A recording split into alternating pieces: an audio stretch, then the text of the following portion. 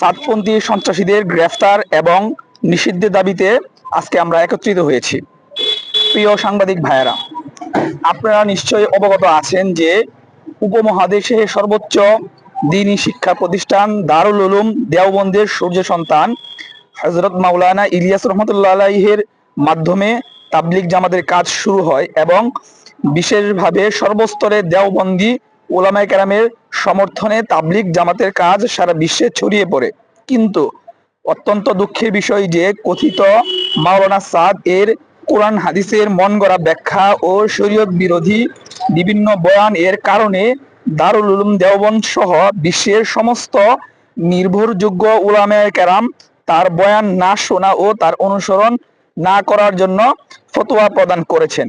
আমাদের দেশে সাতপন্থীরা উলামায়ে কেরামের আহ্বানে সাড়া না দিয়ে সঠিক পথে না এসে কথিত ভারতের মাওলানা সাদ এর ভ্রান্ত মতবাদ প্রচার ও প্রতিষ্ঠা করার জন্য চরম পন্থা ও উগ্রবাদ পথ বেছে নিয়েছে, যার বহিঃপ্রকাশ আপনারা জানেন তারা বিভিন্ন সময় বিভিন্নভাবে করে আসছে।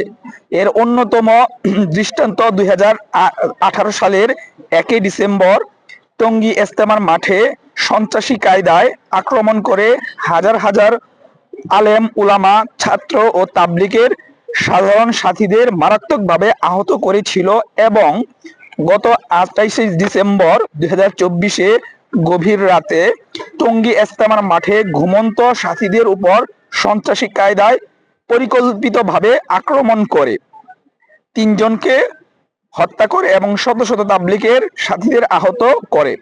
উক্ত ঘটনায় আমাদের সুরাই নেজামের তাবলিগের সাথী কিশোরগঞ্জ জেলার পাকুন্দিয়া থানার আমিনুল হক বাচ্চু অবসর সেনাপ্রাপ্ত সদস্যকে নির্মমভাবে হত্যা করে। আমরা সাতপন্থীদের এহেন জঘন্য সন্ত্রাসী কর্মকাণ্ডের তীব্র নিন্দা ও প্রতিবাদ জানাই।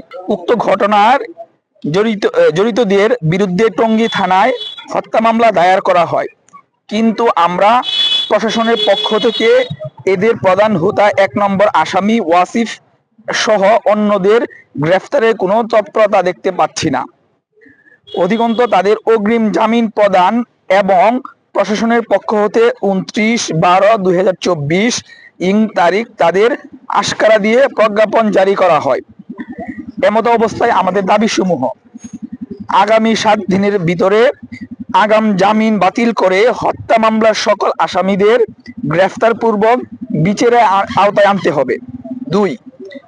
অনবিলম্বে সন্ত্রাসী সাতপন্থীদের নিষিদ্ধ ঘোষণা করে টঙ্গী সহ সারা দেশের সমস্ত কার্যক্রম বন্ধ করতে হবে। পয়েন্ট 3. 29/12/2024 তারিখে জারিকৃত প্রজ্ঞাপন বাতিল করতে হবে।